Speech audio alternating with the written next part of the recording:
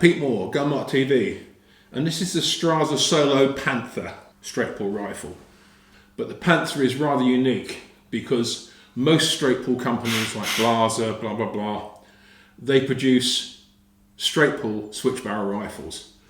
Strasser did the same thing with their SR14, which is their latest model, and they have a very unique method of fitting the barrel. It's hydraulically fitted. What the Panther offers is a fixed barrel option, and for a lot of people in the UK who'd like a fast action, which a straight pull really is, are just happy with one caliber. So there is a sort of a need for it as such. So what you're getting here is a rifle that saves you a lot of money.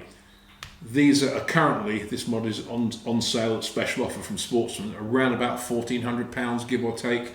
Whereas compared to the entry level SR14, there's a massive difference. So it's up to you. If you want to own a straight pull without the hassle of other barrels and things, then this is quite a good option. There's a number of unique things about this. Say the barrel is fixed rather than removable, which is no big deal at all. It locks by 4 quadrants around the bolt end. So when you shut the action, like so, it goes forward and the 4 quadrants are pushed out, and they create a 100% solid locking system. So it looks quite normal. It's got a standard magazine. This is a 3-shot single column. They also do a 6-shot for sort of driven hunts or for the people that want a bit more. So the buttons are both sides. Interesting is the fact that you can see better with the scope off. It's a fully open receiver, like having 2 bridges, but a strap across the top. So it means access for loading is very good and ejection is very good. And it also has a place, as you've just seen, for the scope to fit, which is great.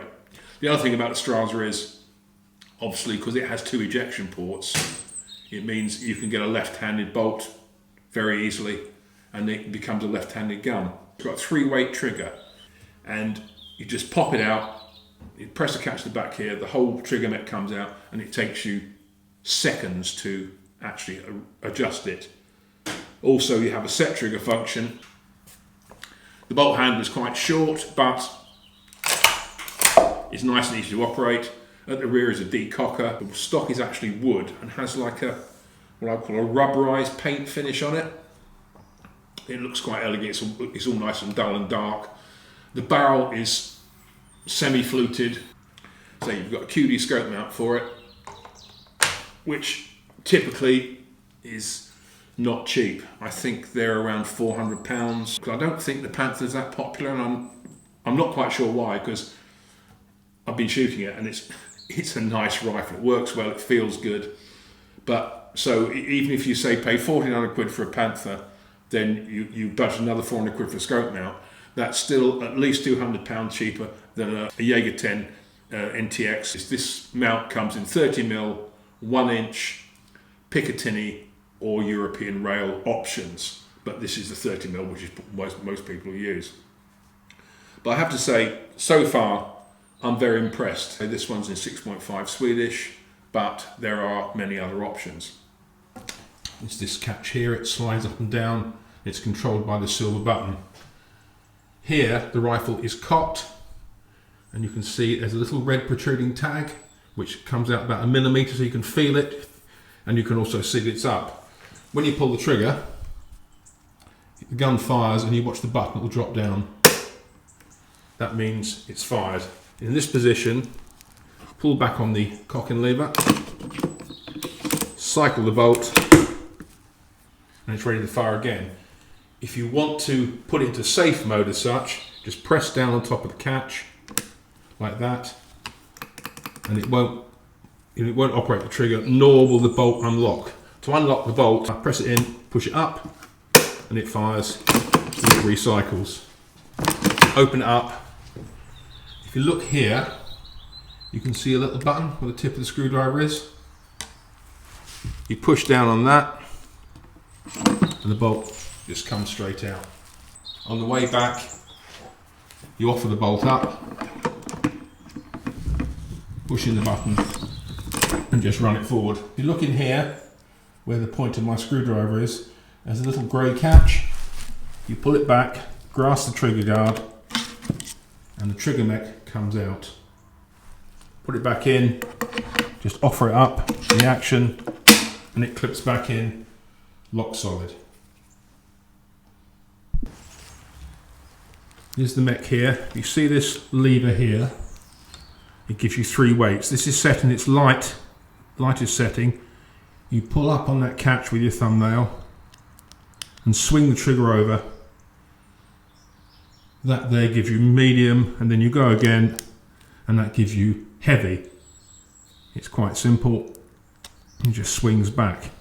I found in use that the lightest setting feels the best, but they all feel quite similar. It's just perhaps the amount of pressure you require on the blade to actually trip the mech, but none of them are particularly heavy. So I set it at as light, which is probably just about £2, I think, and then it's about probably 2.5, maybe sort of 3, but in that area. I haven't got a gauge with me, but Strasser don't actually give a weight on it. Also, you have a set function. If you look here, you can push the trigger forward, it clicks in like a classic European set, which is it is, and it gives you a lighter release in all 3 weights. There's a little screw here which allows you to adjust the weight of the set. Look here, you can see a silver catch and a lug. So basically you press in the catch, which frees that, pull it back, and the whole unit comes off. What makes it really unusual is it has 3 lugs. You see the silver lugs, 2 at the back, 1 at the front. They locate in sockets on the top of the receiver. This section in the middle with a little slot in it engages with the little T-shaped foot with the lever. Align the T-shaft with the slot, push it down so it's engaged, and it clicks back in. The scope mount is adjustable. When I got mine out of the packet to put it on the rifle, I found it was very tight, and if you look carefully here, you can see there's a little tiny threaded hole there, and inside there is a long Allen grub screw. You get one 0.05 Allen key, wind that right out, and then if you look inside the mount on top of it, there's a circular plate with slots in it for a screwdriver, and you can rotate that left or right to adjust the height of the T foot, the shaft, to give you good engagement. So it's best done before you actually fit the scope, because you can't do it with the scope on.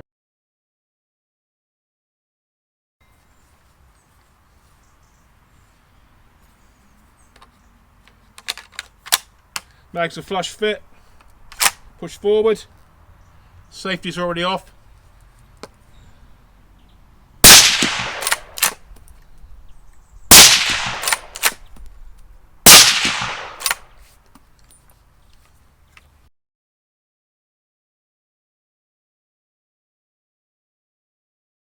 Got to say, I'm very impressed. So I've got a Browning Morale, I've got an R8, and they're both good straight pulls. But this is just, it's a little bit different. Feels handy. Looks a bit weird at first, but the looks grow on you. The only thing I do find about this is that as you close it, you've got to be aggressive. That's you do with any straight pull action. Because otherwise you come up against a bit where the lugs are engaged, and then you have to push the bolt lever forward to lock and push it in position. And that's where it's like going over a hump. So it's like boom, boom, just all the way. Don't baby it, either way, in or out. Capacity is 3. Length of pull for me is pretty good out the box, which is rare for any rifle. Really no complaints. It's a good looking piece. And best of all, given the price that Sportsman are selling them at, it's an absolute bargain.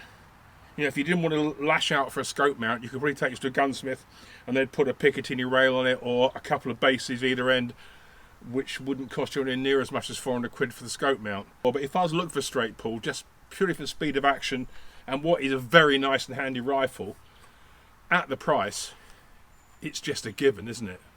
And the 6.5 Swedish, which is my favourite calibre ever, to me it's almost the perfect rifle.